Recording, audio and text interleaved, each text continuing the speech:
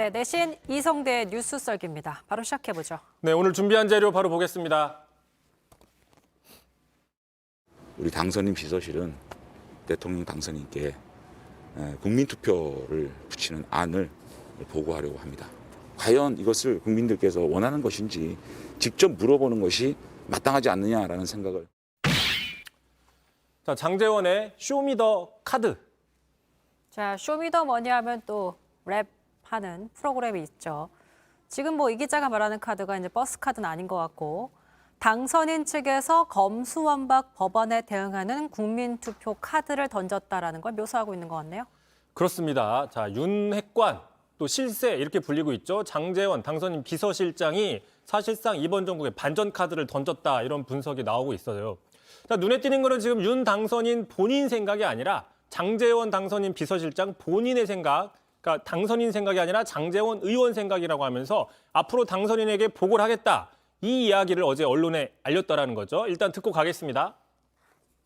네, 취임을 하시면 국민투표에 붙이자라고 당선인께 제가 보고를 드릴 생각입니다. 제가 잘 검토해서 보고 드리겠습니다.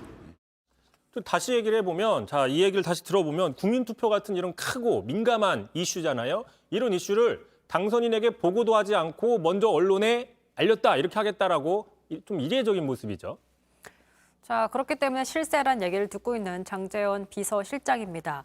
자, 그런데 그래도 그렇지 이런 중요한 이슈를 당선인이 지금 언론을 보고 확인하는 그런 상황이 맞나 싶기도 하고 좀 이해가 되지 않는 상황인 것 같습니다. 일단 오늘 아침에도요, 장제원 실장은 아직 당선인에게 보고를 하지 않았다. 조만간 보고하겠다라고 얘기를 했는데, 물론 이제 이 말은 이렇게 하지만 실제로 당선인에게 보고를 안 했겠느냐, 이제 이런 분석들은 나오고 있는 거죠. 자, 보고를 아직 안 했다라고 얘기를 하는 거는 이번 이슈에 대해서 자, 어쨌든 윤석열 당선인이 직접 전면에 나서는 게 일단은 좀 부담이 있다, 이런 판단을 해보고 있는 거라는 분석이 나오고 있고요.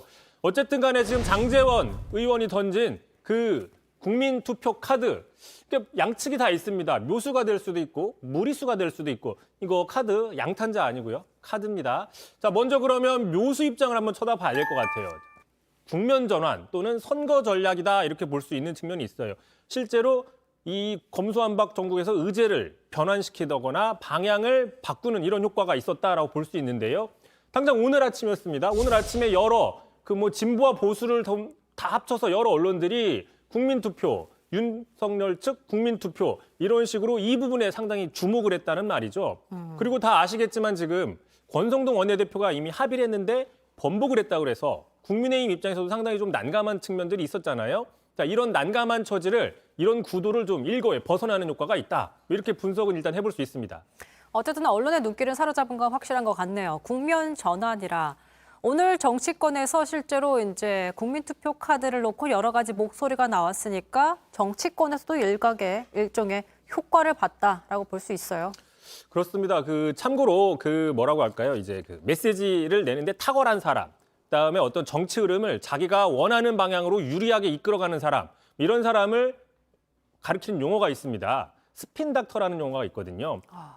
시사상식에서도 많이 나오죠. 스핀 닥터라는 용어가 있는데, 자, 일각에서는 이 장제원 당선인, 장제원 의원을 스핀 닥터라고 평가하는 얘기가 있습니다. 자, 오병상의 코멘터리라는 기사를 보시면, 자, 장제원 당선인 이 비서실장은 눈치가 빠르고 말을 잘한다. 전형적인 스핀 닥터. 말 그대로 이 말에 회전을 먹여서 자신이 원하는 방향으로 여론을 끌어가는 이런 박사, 스핀 닥터라는 뜻인데, 다만 말은 화려하지만 신뢰는 떨어진다, 뭐 이렇게 평가는 하긴 있어요. 자, 어쨌든 지금 같은 윤핵관, 원주 윤핵관 누굽니까? 권성동 지금 원내대표 같은 경우에는 소개를 해드렸지만 리더십에 타격을 있었죠. 체면을 구긴 상황이죠. 약간 이제 좀 어려움에 처해 있는데, 이런 윤핵관 권성동 원내대표와는 달리 같은 윤핵관인 장제원 당선인 비서실장이 이 권성동 원내대표를 좀 구해주는 형국이다라고 분석을 해볼 수도 있는 거죠. 자, 하지만 이제 권성동 원내대표 이렇게 얘기를 했었죠. 자, 인수위 당직자로부터 고육지책으로 나온 국민투표 아이디어라고 생각한다. 구체적으로 연락받은 바 없다.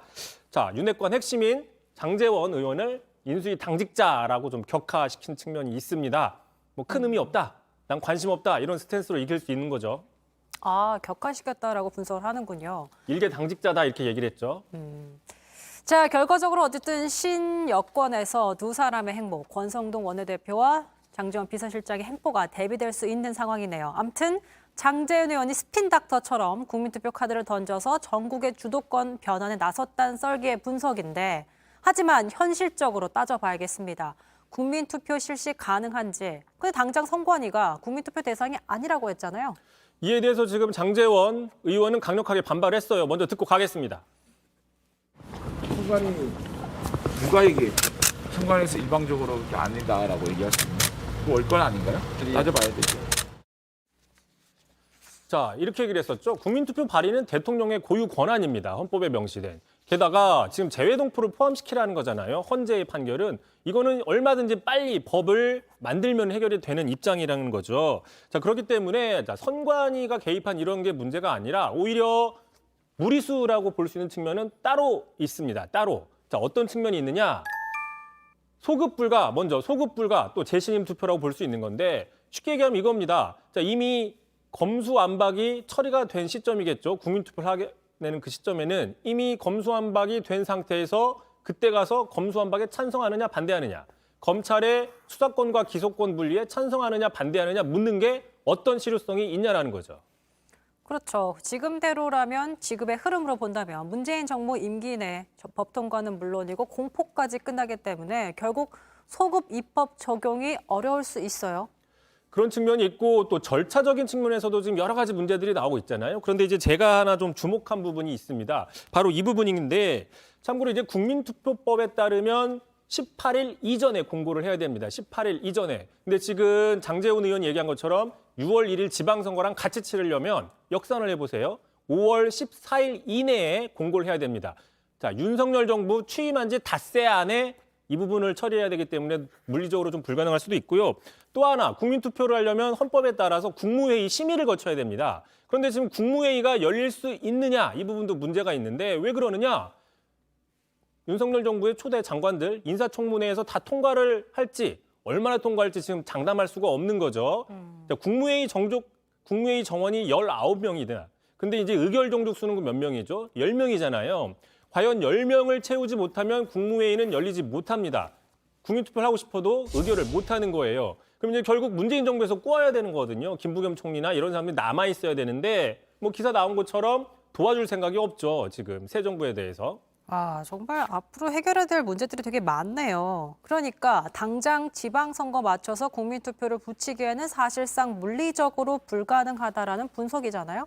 그렇습니다. 게다가 이제 이렇게 얘기를 하게 되면 민주당 측에서는 인사청문회에서 장관들을 더 공격을 해서 떨어뜨려야 되겠다. 그다음에 이제 별 문제가 없었던 쉽게 통과할 수 있었던 이런 후보자들에게도 다시 한번 청문회에서 생각할 가능성이 있다.